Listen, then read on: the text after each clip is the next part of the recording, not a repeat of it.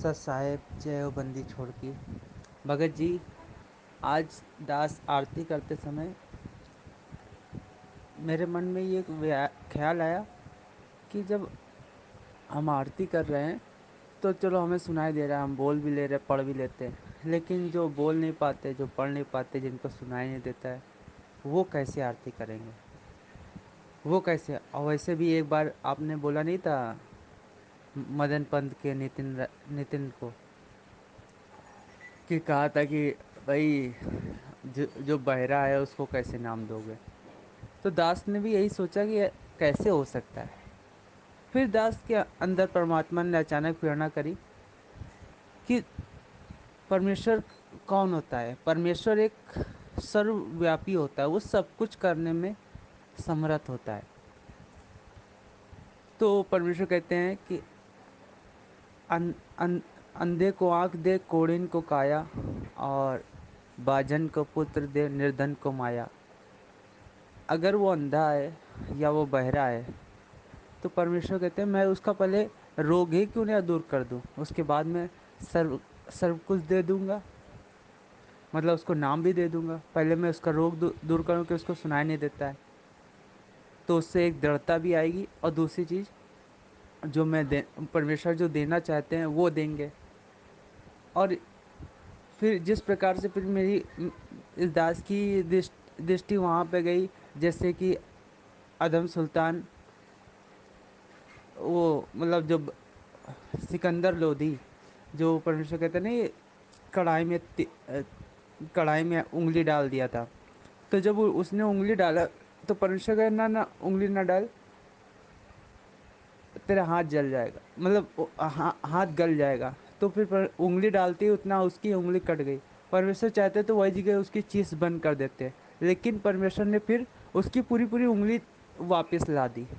तो कहने का दास की वहाँ दृष्टि गई कि परमेश्वर कह रहे कि हम तो चाहते तो वहाँ उंगली, उसकी उंगली वही जगह चीज बंद कर देते, उंगली एक निशान रह जाता कि हाँ इसकी उंगली कटी थी, लेकिन परमेश्वर ने वो रोग ही खत्म कर दिया, जिससे उसकी दृष्टि गई नहीं वहाँ पे कि मेरी कभी उंगली भी कटी थी। तो इस प्रकार से दास की सोच गई। तो भगत जी, दास का अनुमान सही है क्या? इस चीज़ पे विचार करके बताएं हमें। सत साहेब जय हो बंदी छोड़। बंदी छोड़ सतगुरु रामपाल जी महाराज जी की जय हो। परमपिता परमेश्वर जी की आप सभी प्यारी आत्माओं को मुझ पवन दास का सत साहिब सौरभ भगत जी दास कोशिश करेगा शॉर्ट में आप जी को इसका जवाब देने की। और आप जी ने जो सवाल किया है वो ये है कि मेरे मन में ये आया कि भाई जो व्यक्ति अंधा है, गूंगा है, बहरा है, उसको परमात्मा कैसे नाम दीक्षा देंगे? वो कैसे भक्ति करेगा, कैसे आरती करेगा, कैसे सुमरण करेगा? जो अंधा गूंगा बहरा है वो तो नाम ले ही नहीं सकता, उसको तो पता ही नहीं चलेगा कि मुझे कौन नाम दे रहा है, क्या नाम दे रहा है। देखिए भगत जी, दो बातें हैं। और एक चीज आपने कही कि भाई जैसे परमात्मा ने तो सिकंदर लोदी की उंगली भी ठीक कर दी थी। भगत जी, वो समय डिफरेंट था, ये समय डिफरेंट है। ये कलयुग है, साथ में पिछली पीढ़ी है, साथ में परमेश्वर ने शिक्षा दे दी, शास्त्रों को घोट घोट के पिला दिया, और इन शास्त्रों को दिखाने के कारण ही आज परमात्मा जेल में है। परमात्मा दुनिया से बुरा बना हुआ है सिर्फ सच्चाई बताने के चलते। तो वो समय अलग था, ये समय डिफरेंट है भगत जी। उस समय परमात्मा ने सत्संग किए नहीं थे। उस समय अगर परमात्मा ने सत्संग किए होते, यदि कंप्लीट भक्ति का कोर्स दिया होता, तो आज आप और हम यहां ना होते, हम कब के पार हो जाते। तो वो समय नहीं था भगत जी, क्योंकि परमेश्वर ने पहले से ही समय को निश्चित किया हुआ है। हर युग में पार होने का परमेश्वर इस कलयुग की पिछली पीढ़ी को ही माध्यम बनाते हैं। तो 650 साल पहले जब परमेश्वर आए थे धरती पे, तो उन्होंने सत्संग किए नहीं, बल्कि उन्होंने सत्संग बनाए थे आज के लिए। 650 साल पहले परमेश्वर ने केवल यह साबित करना था कि वेदों में जो परमात्मा की महिमा लिखी हुई है उसको उन्होंने साबित करके दिखाना था आज के लिए। तो आज के लिए परमात्मा ने 650 साल पहले आके सत्संग बनाए।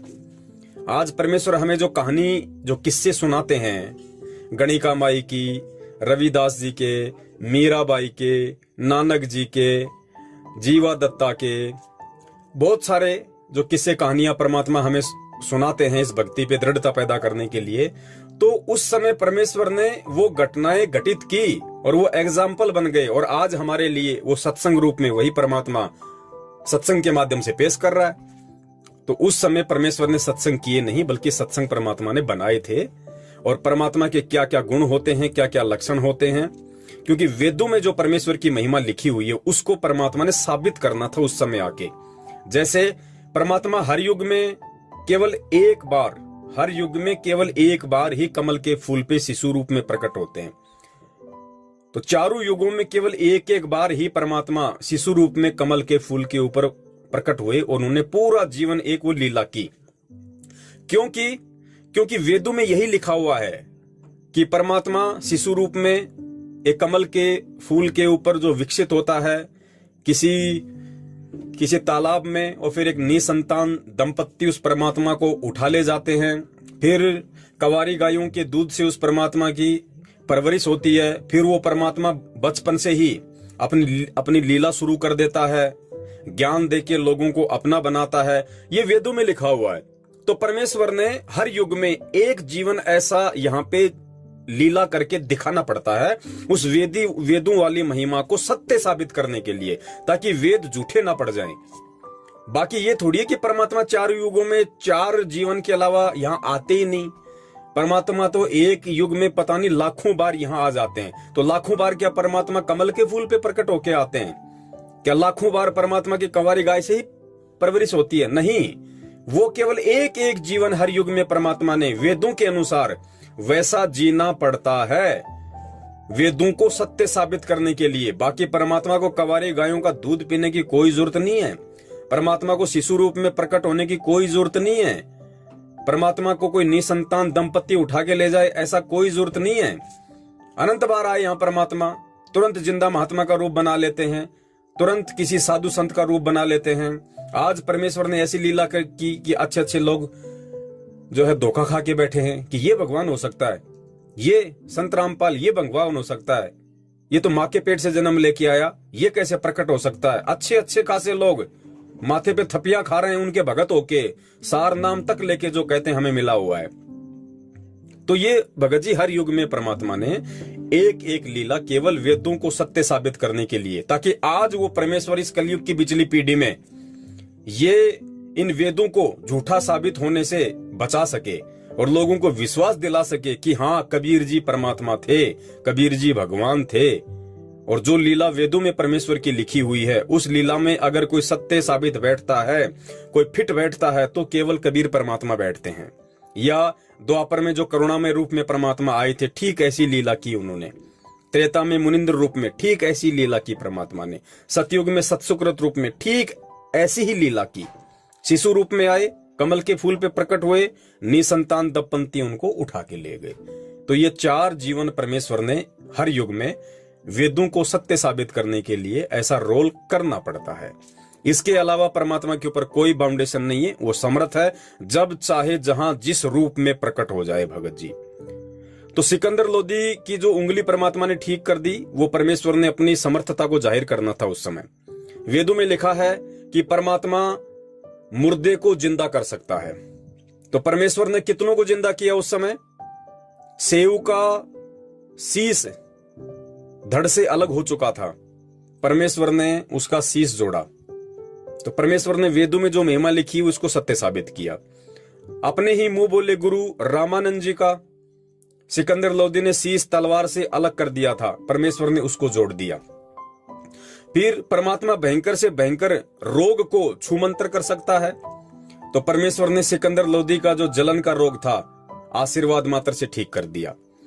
सर्वानंद की माता शारदा जिसको भयंकर रोग था, कोई ठीक नहीं कर पाया, परमेश्वर के आशीर्वाद मात्र से ठीक हुई। तो ये सारी जो लीलाएं थी, और जो क्या बोलते हैं जो गुरुद्रोही हो गया था, क्या नाम था उसका, कमाल को देख लो, परमात्मा ने मुर्दे से जीवित किया। तो ये केवल और केवल वेदों में लिखी हुई अपनी महिमा को सत्य साबित करने के लिए परमेश्वर ने उस समय ये लीला की थी। क्योंकि उस समय भगत जी ज्ञान आधार नहीं था, उस समय शिक्षा नहीं थी, उस समय शास्त्रों को नहीं दिखाया गया था, ना शास्त्रों का उस समय हिंदी में अनुवाद था। तो उस समय ना तो हम उन शास्त्रों के ज्ञान को ग्रहण करने के लायक थे और ना ही उस समय वो पार होने का समय था। इसलिए उस समय परमात्मा ने इन वेदों में लिखी हुई महिमाओं को सत्य साबित करने के लिए चमत्कार करने पड़े। प्रत्यक्ष चमत्कार परमेश्वर ने करने पड़े। परमात्मा बताते हैं एक बार कितने वो कोढ़ी थे। जैसे एक को मालूम पड़ा कि भाई ऐसे ऐसे कोई कबीर जी है, जाते ठीक कर देता है, तो लोग उस समय भक्ति के लिए थोड़ी आ रहे थे, रोग निवारण के लिए आ रहे थे। वो कोढ़ी गया, बोले महाराज जी ठीक कर दो। महाराज जी बोले भाई भक्ति करनी पड़ेगी। हाँ जी करूंगा जी, भक्ति करूंगा, खूब करूंगा। तो बोला तेरे जैसे और कितने हैं यहाँ पे? बोले जी बहुत हैं। बोले सबको ले आ। तो पता नहीं गुरुजी बताते हैं 365 थे, 265 थे, सारे के सारे आ गए और परमेश्वर ने उनको आशीर्वाद दिया। 90% तो सेम टाइम परमात्मा ने उनको ठीक कर दिया। और बाकी बोला भाई अब भक्ति करो, बकवादों से दूर हटो, धीरे धीरे परमात्मा ठीक करेगा। फिर क्या हुआ, क्योंकि ज्ञान से नहीं जुड़े थे ना, थोड़े दिन बाद बताया गुरुजी ने कि वो तो ठीक ठाक हो गए। और थोड़े दिन बाद फिर वो तो लगा के सूट साट बढ़िया कपड़े पहन के और फिर वो तो बटेऊ बन के आने लगे। और कोई कह रहे भगत जी झाड़ू निकाल दे। क्यों? तू निकाल दे। तो परमात्मा ने बताया भाई वो ज्ञान आधार नहीं था उस समय। तो इसलिए भगत जी वो प्रत्यक्ष चमत्कार परमेश्वर ने पहले के युग में इसलिए करने पड़े क्योंकि वेदों में लिखी हुई अपनी महिमा को परमेश्वर ने सत्य साबित करना था कि परमात्मा रोगी का रोग निवारण कर दे, परमात्मा मुर्दे को जिंदा कर दे, परमात्मा कुछ भी कर दे। आज का जो समय है भगत जी वो ज्ञान आधार का समय है। आज सत्संग परमेश्वर हमें सुना रहे हैं और पहले की उन घटनाओं का जिक्र कर रहे हैं। तो भगत जी आज हमने विश्वास करना होगा कि हाँ भाई मेरे बाप के अंदर ये सारे गुण, ये सारे लक्षण मौजूद हैं। और फिर ज्ञान आधार से ये भी समझना होगा कि परमेश्वर को स्वयं परमेश्वर ही साबित कर सकता है। जैसे गुरुजी ने कहा ना कि अपने द्वारा रची गई सृष्टि को कोई दूसरा नहीं बता सकता। खुद वो परमात्मा सतगुरु की भूमिका करके आता है, तत्वदर्शी संत की भूमिका करके आता है। तो आज परमेश्वर स्वयं एक तत्वदर्शी संत की भूमिका में आ गए हैं और अपने द्वारा रची गई सृष्टि को खुद ही बता रहे हैं, दूसरा कोई नहीं बता सकता भगत जी।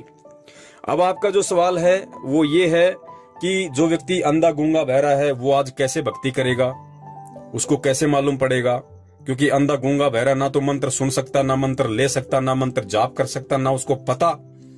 तो देखो भगत जी यहाँ पे हमने ज्ञान को आधार बनाना पड़ेगा, वरना ये काल भगवान ऐसी ऐसी शंकाओं के बीज हमारे अंदर 1000 प्रकार के डालेगा इस समय। क्योंकि साम दाम दंड भेद, और इससे भी यदि कोई घटिया नीति इसके पास में होगी शिष्य को सतगुरु से दूर करने की, तो वो इस समय करेगा भगत जी, और वो यही कर रहा है। तो देखिए भगत जी इस चीज को हमने ज्ञान आधार से समझना पड़ेगा। ज्ञान आधार से कैसे? परमेश्वर की वाणी है कि साधु सेती मस्करी, चोरा नाल खुशाल, मल अखाड़ा जीतेंगे युगन युगन के माल। यानी इस कलयुग में आज आप और हम जो परमेश्वर की शरण में हैं, सतगुरु की शरण में हैं, तो हम कोई पहली बार नहीं आए भगत जी।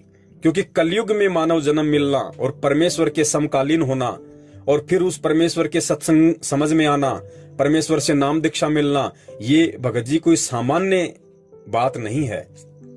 ये युगों युगों की भक्ति का ये प्रतिफल होता है। युगों युगों के भक्ति, शुभ कर्मों का, संस्कारों का, पुण्य कर्मों का ऐसा जोड़ बैठता है और सतगुरु की फिर विशेष दया, तब जाके हम सतगुरु के समकालीन होते हैं। और वो भी मोक्ष टाइम, ये पीक टाइम है भगत जी।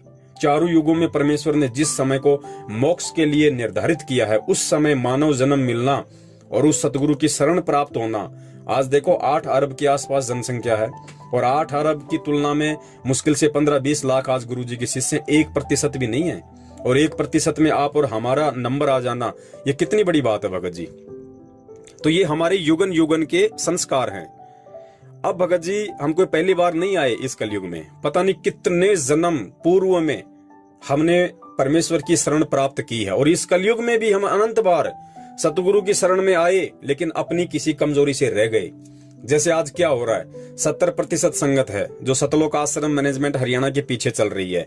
वो क्या कर रही है भगत जी?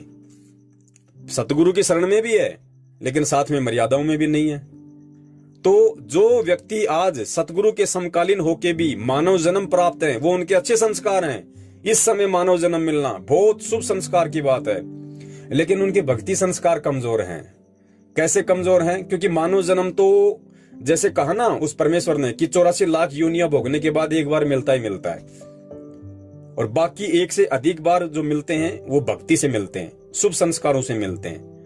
तो ऐसी आत्माओं को जो मानव शरीर मिला हुआ है भगत जी, वो 99% हम ये कह सकते हैं कि वो 84 लाख का जो फेरा है उसको पार करके, क्योंकि भगत जी उसके पाप कर्म उसके पास में इतने ज्यादा हैं, वरना भगवान धरती पे और मानव जन्म में आंखें नहीं है, कान नहीं है, देख नहीं सकता, सुन नहीं सकता, बोल नहीं सकता, ये उसके बैड अकाउंट ज्यादा हैं। तो ऐसी जो आत्माएं हैं जो वर्तमान में जिनका आप जिक्र कर रहे हो कि उनको परमात्मा कैसे नाम देंगे, तो देखो भगत जी 2-3 तरीके हैं, क्योंकि परमेश्वर समर्थ है। परमेश्वर चाहे तो पत्थर को भी इंसान बना दे, इंसान बना के और उसको नाम दे दे। परमेश्वर चाहे तो अंधे को बिल्कुल ऐसा कर दे कि वो देखने लग जाए, गूंगे को ऐसा कर दे बोलने लग जाए, बहरे को ऐसा कर दे वो सुनने लग जाए। उसके लिए तो बाएं हाथ का काम है। लेकिन वर्तमान में वो प्रत्यक्ष चमत्कार परमेश्वर क्यों नहीं कर रहे? क्योंकि ये हमें परमात्मा ने जो शिक्षा दी है और जो ये वर्तमान का जो समय जो परमेश्वर ने चूज किया है ज्ञान आधार का, तो परमेश्वर हमें ज्ञान आधार से जोड़ना चाहते हैं। और ये जो चमत्कार हैं, अब हमने विश्वास करना पड़ेगा कि धरती पे वही परमात्मा जो 650 साल पहले था और आज चमत्कार नहीं कर रहा। तो उसका रीजन यही है कि उस समय परमात्मा का मकसद कुछ और था और आज ये ज्ञान देके परमात्मा ज्ञान से अपनी पहचान हमसे करवाना चाहते हैं, ना कि चमत्कारों से। चमत्कार से पहचान करने वाले यही धक्के खा रहे हैं 64 के 64 लाख। लेकिन आज जो ज्ञान से उस परमेश्वर की पहचान कर लेगा वो मोक्ष का अधिकारी हो सकता है, अगर मर्यादा में रहा तो पहली बात तो ये कि परमात्मा चाहे तो भगत जी उसको ठीक भी कर सकता है। जैसे आपने कहा कि भाई वो अंधे को आंख दे, कोढ़ी को काया दे, बांझन को पुत्र दे, तो परमात्मा चाहे तो उसको 1 मिनट में चंगा कर दे, लेकिन नहीं करेगा। वर्तमान में वो ऐसा कोई प्रत्यक्ष चमत्कार नहीं करेगा। अब क्या हो उस आत्मा के साथ, फिर वो कैसे भक्ति करे? तो उसके 2 तरीके हैं भगत जी। अगर उसका कोई शुभ संस्कार ऐसा हुआ, कोई ऐसा संस्कार उसका हुआ, तो भगत जी देखो, हमें जैसे रात को सौपन आते हैं, अब सौपन आते हैं तो हमारी आत्मा से सारा खेल चलता है वो। तो सौपन में उसको परमात्मा नाम दीक्षा दे सकते हैं, जो भी मंत्र चाहे, क्योंकि भगत जी आत्मा जो होती है ना गूंगी होती है, ना बहरी होती है, ना अंधी होती है। और सौपन में देखो हम ऐसे ऐसे बात करते हैं और फिर हम सुबह बताते हैं कि यार मैं सौपन में ऐसा था, मैं उससे बात कर रहा था, गुरुजी आए, मैंने गुरुजी को दंडवत किया, मैंने गुरुजी से ये पूछा वो पूछा। लेकिन आप तो सो रहे थे, आपका शरीर तो सो रहा था, ना आपके होठ हिल रहे थे, ना आपकी आंखें खुली हुई थी, फिर आप बात कैसे कर रहे थे? तो वो आत्मा से बातें हो रही थी। तो परमेश्वर चाहे तो उस अंधे गूंगे बहरे व्यक्ति को सौपन में उसको नाम दीक्षा दे सकते हैं। और फिर जो मन होता है, मन को भगत जी ना देखने की जरूरत है, ना बोलने की जरूरत है, ना चलने की जरूरत है। वो मानसिक जाप वो कर सकता है अपना, जैसा उसको गुरुदेव ने सौपन में बताया वो। और उस परमेश्वर की समर्थता से उसको एक एक शब्द सौपन का याद भी रहेगा। परमेश्वर चाहे तो उसको याद भी रखेंगे कि बेटा मैंने क्या कहा तेरे को सौपन में। तो उसी आधार से वो अपना मंत्र जाप करेगा। परमात्मा उसको मर्यादा भी समझा देंगे कि क्या करना है क्या नहीं करना।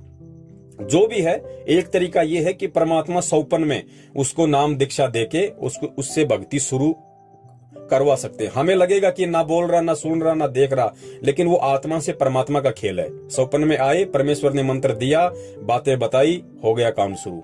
हमें नहीं पता, लेकिन वो अपना मनी मन में मंत्र जाप कर रहा है। दूसरा तरीका यह है, परमात्मा उसकी आत्मा को बाहर निकाल के और उसको, जैसे कि परमात्मा नानक जी की आत्मा को निकाला, और जैसे परमात्मा बताते हैं कि गरीबदास जी महाराज जी की आत्मा को निकाला, धर्मदास जी की आत्मा को निकाला, उनको सतलोक लेके गए, बीच में उनसे बातें करते गए। तो परमात्मा उस शरीर से उस आत्मा को कुछ समय के लिए निकाल सकते हैं। और फिर आत्मा को ना भगत जी सुनने के लिए कान की जरूरत है, ना बोलने के लिए जीभ की जरूरत है। तो परमात्मा ऐसी परिस्थिति में भी अपनी उस आत्मा को नाम दीक्षा दे सकते हैं और नाम दीक्षा देके फिर वापस उसको शरीर में भेज सकते हैं। वो अपना आराम से, चाहे उसको सुनाई दे दिखाई ना दे, वो आराम से अपना मंत्र जाप अपना मनी मन में वो करता रहेगा। और तीसरी स्थिति क्या होती है भगत जी इसके अंदर? तीसरी स्थिति ये है कि ऐसी आत्माओं को यदि कोई कहे कि भाई चलो इसको गुरुजी के पास लेके चलते हैं, तो वो उस आत्मा का रिचार्ज लगेगा। वो परमात्मा के आशीर्वाद से रिचार्ज होना शुरू हो जाएगी। धीरे धीरे धीरे धीरे उसके संस्कार बनने शुरू हो जाएंगे। होंगे कैसे? सतगुरु जहां भी हो, जिस भी आश्रम में हो, हम उस भाई को वहां ले जाएं, जिसको ना दिखाई देता है, ना सुनाई दे सकता है, ना मतलब कुछ भी, एक तरीके से वो पत्थर है मानव रूप में। हम उसको सतगुरु के पास ले जाएं और जैसे हम गुरुदेव से आशीर्वाद प्राप्त करते हैं, वैसे ही उस भाई को भी लाइन में लगा के गुरुदेव से आशीर्वाद हम दिलवाएं। और जो भी हमने बोलना हो, हम गुरुदेव से उसके प्रति हम उसकी प्रार्थना कर दें कि गुरुजी ऐसी ऐसी बात है, और मालिक अगर आपकी हो जाए दया तो ये आपकी आत्मा है। परमेश्वर आपने हमें निमित्त बनाया, हम इस भाई को आपकी प्रेरणा से यहां ले आए। तो सतगुरु क्या करेगा, उसको आशीर्वाद देगा, उसको साधारण तरीके से उसके सिर पे हाथ रखेगा, उसको आशीर्वाद देगा। भगत जी, आशीर्वाद का मतलब क्या है, ये हमने अब ज्ञान आधार से समझना पड़ेगा। ये परमेश्वर वही है जो 650 साल पहले था, और 650 साल पहले परमेश्वर ने आशीर्वाद की महिमा बताई कि तोताद्री शहर में जब पंडितों का भंडारा था, और जब नीच जाति का होने के कारण और कबीर जी को पंडितों वाले भंडारे में खाना खाने से रोका गया कि भैया पंडितों के भंडारे में वो खाना खाएगा जो 5 श्लोक और वेदों के बोलेगा। तो वहां उस समय सबको पता था कि भाई ये श्लोक संस्कृत में केवल पंडित ही बोल सकते हैं, आम व्यक्ति के बस की बात नहीं है। तो परमेश्वर ने लीला करनी थी। जब परमेश्वर वहां गए तो उन्होंने पंडितों ने रोक दिया, बोले कहां जा रहे हो कबीर? बोले भंडारा। बोला अंदर भंडारा वही कर सकता है पंडितों वाले लंगर में जो 5 श्लोक संस्कृत के सुनाएगा। बोलो अच्छा? बोले जी हाँ। तो गुरुजी ने बताया परमात्मा ने पास में एक भैंसाराम था जोठा, जोटे को ऐसा हाथ से इशारा किया, वो आ गया, और परमेश्वर ने कहा भाई जोटाराम, हम तो भाई ये आम व्यक्ति वाले लंगर में भोजन कर लेंगे, और भाई तू एक काम कर, इनको 5 श्लोक संस्कृत के सुना दे, वेदों के, कि परमात्मा कौन है, और फिर तू जाके अंदर भंडारा कर ले भाई। तो भैंसाराम ने परमेश्वर के कहने की देर थी, उसने संस्कृत में और मानव बोली में और उसने 5 श्लोक बोल दिए धड़ाधड़। और फिर परमेश्वर ने कहा कि भैंसाराम ऐसी बात नहीं बनेगी, देख कहीं ये पंडित लोग ये कहें कि भाई भैंसाराम को तो खाली संस्कृत ही बोलनी आती है, हिंदी भी अनुवाद करके बता दे। तो भैंसाराम ने फिर हिंदी में बताया उनका अनुवाद उन मंत्रों का कि अरे नालायको, ये जो सामने खड़ा है ना कबीर, ये भगवान है, ये परमात्मा है। तो भगत जी ये वही हाथ है, ये वही आशीर्वाद है। जब एक आशीर्वाद मात्र से, और जो अनहोनी परमात्मा ने उस समय कर दी कि जानवर कभी इंसान की आवाज नहीं बोल सकता, लेकिन परमेश्वर के कहने मात्र से और उस एक आशीर्वाद से, थप्पी मारने से, और जब एक जानवर इंसान की आवाज बोलकर, वो भी वेदों के मंत्र और उनका हिंदी अनुवाद जो आज आप और हम नहीं कर सकते, इतने समझाने के बाद उसने कर दिए, तो वो परमेश्वर का आशीर्वाद कोई साधारण नहीं है जो उस अंधे गूंगे बहरे व्यक्ति को परमात्मा देंगे। और पता नहीं वो 1 बार लेगा, 2 बार लेगा, 1000 बार लेगा, और धीरे धीरे उसके पाप कर्म कटेंगे। तो वो उसका वो जो आत्मा है, उस आत्मा का जो कनेक्शन है आपने परमात्मा से जोड़ दिया। अब उस आत्मा और परमात्मा के बीच का मैटर है, उसको कब पार करना है, कब पार नहीं करना है। हो सकता है आज वो आशीर्वाद ही ले रहा है, उसका शरीर छूट जाए एक समय बाद में, तो उसके संस्कार तो बन गए ना। तो उस आशीर्वाद मात्र से, उस संस्कार मात्र से परमात्मा फिर उसको मानव जन्म दे के अपनी शरण में लेंगे, और हो सकता है अगले जन्म में परमात्मा उसका 1 विकार दूर कर दे, 2 विकार दूर कर दे, 3 दूर कर दें, और आप और हमारी तरह सामान्य व्यक्ति का जन्म दे दें, और फिर किसी के मार्फत परमात्मा उसको अपनी शरण में ले ले, फिर उसकी भक्ति शुरू कर दे, फिर उसका रिचार्ज शुरू हो गया। तो इस तरीके से परमात्मा उस आत्मा को धीरे धीरे अपनी शरण में लेते हुए, और एक दिन ऐसा आएगा जैसे आज आप और हम ऐसे सामान्य व्यक्ति की स्थिति में है, हम अच्छे से परमेश्वर के ज्ञान को भी समझ रहे हैं, हम उस परमेश्वर को भी समझ रहे हैं, उनकी लीलाओं को भी हम समझने का प्रयास उन्हीं के आशीर्वाद से कर रहे हैं। तो ऐसी स्थिति में परमात्मा उसको खड़ा कर देगा, फिर उसका मोक्ष कर देगा। और ये जो जन्म आज उस भाई को प्राप्त है अंधे गूंगे बहरे का, आप और हमें भी तो न जाने कितनी बार मिला है, और हमें भी परमात्मा ने इसी प्रोसीजर से इस भक्ति पे लगाया है, इसी भक्ति पे।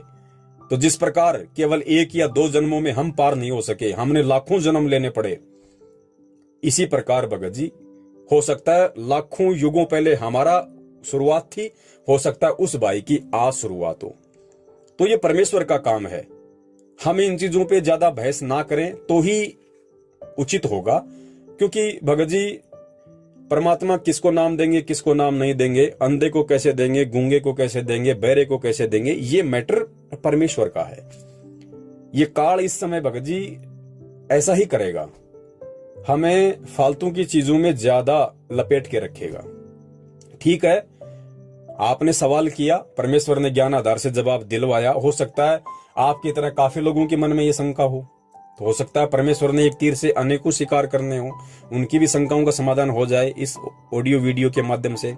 लेकिन मेरी आपसे पर्सनली ये मेरा आपसे ये निवेदन है, ये रिक्वेस्ट है कि आप जी समझदार हैं, आपके ऊपर परमेश्वर की विशेष मेहर है, क्योंकि अभी आपने केवल संकल्प नाम दीक्षा ही ली हुई है और आपके अंदर जो दृढ़ता है वो दृढ़ता बहुत ही कम भक्तों में देखने को मिलती है जिनको ऑलरेडी मंत्र दीक्षा मिली हुई है। तो परमेश्वर दया करें, हम अपने आत्म कल्याण के विषय में और उन चीजों के विषय में ज्यादा सोचें जिन चीजों से बहुत सारे भक्तों का जो है फायदा होना हो, बहुत सारे भक्तों का समाधान होना हो।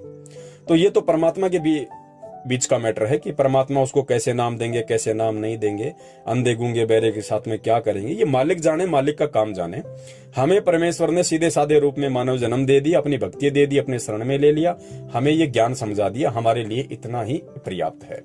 सत साहेब, जय हो बंदी छोड़ की। बंदी छोड़ सतगुरु रामपाल जी महाराज जी की जय हो।